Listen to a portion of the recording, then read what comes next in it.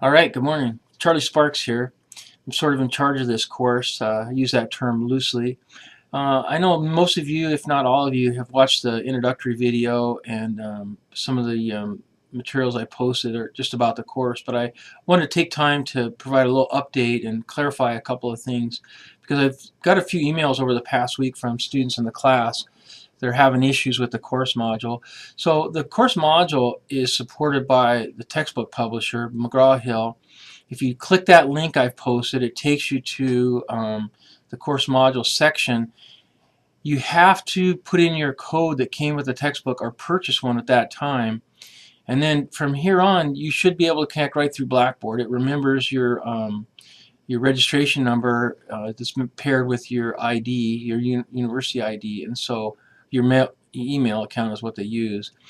And so try to use Blackboard because while you can see all the assignments in the course module, if you go through Blackboard, I've broken those out by week or by 14 weeks, and we're only going to be in the course module for like the first 9 weeks of the class. So after that, we're going to the assignments are in the other textbooks, and they're not part of the course module. I know students get confused and they think they're done with the class when in fact they're only done with 2/3 of the class. So this is the foundation material in accounting that we're going to build on. So just keep that in mind. Try to use Blackboard. Everything's organized. There's outlines. I'll post some other videos about the materials. There's a pre-quiz that you should take after you've done the reading, and then there's homework assignments.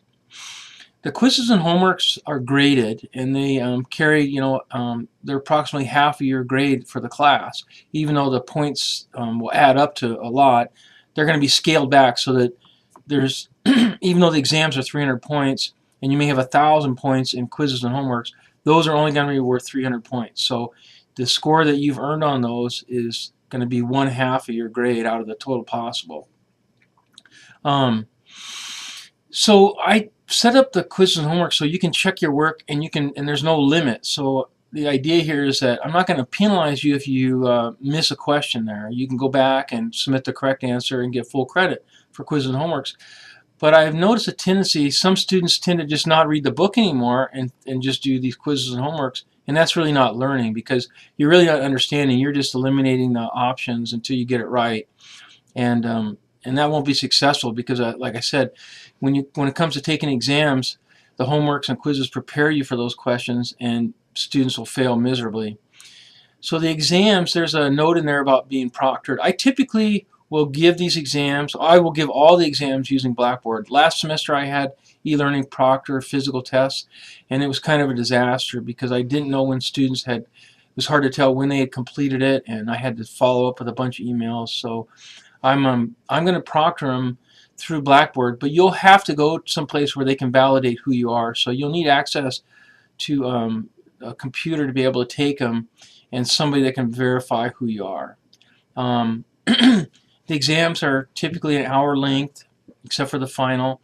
And I usually, like the other assignments, I usually have a big window because a lot of students have outside commitments. They're working full-time or they have other commitments, family and so forth.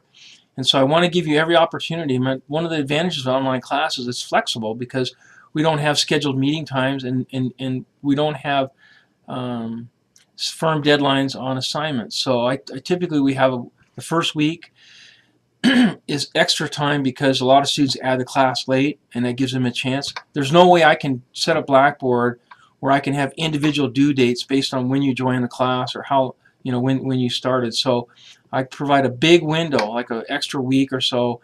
But that doesn't mean you should wait till the last minute to do those because as you get to the end of the class, we run up against finals week and completing the final exam, and I can't change that date. Grades have to be submitted by the Wednesday morning after finals week. And so if you're always pushing the envelope and completing assignments and exams on the very last day, you're going to get caught in a big time crunch at the end of the class. So I provide that flexibility, but you don't want to always go to the very end, and it's there so you can balance the course commitments with your own schedule. But again, try to get things out of the way as soon as possible, and you'll be better served by the course. Okay, well that's all for now. Again, if you have any questions or issues that come up, contact me. I'm very responsive with email. I think a number of students that have contacted me have found that out. Don't be shy to ask questions. That's what I'm here for. All right. Well, good luck and look forward to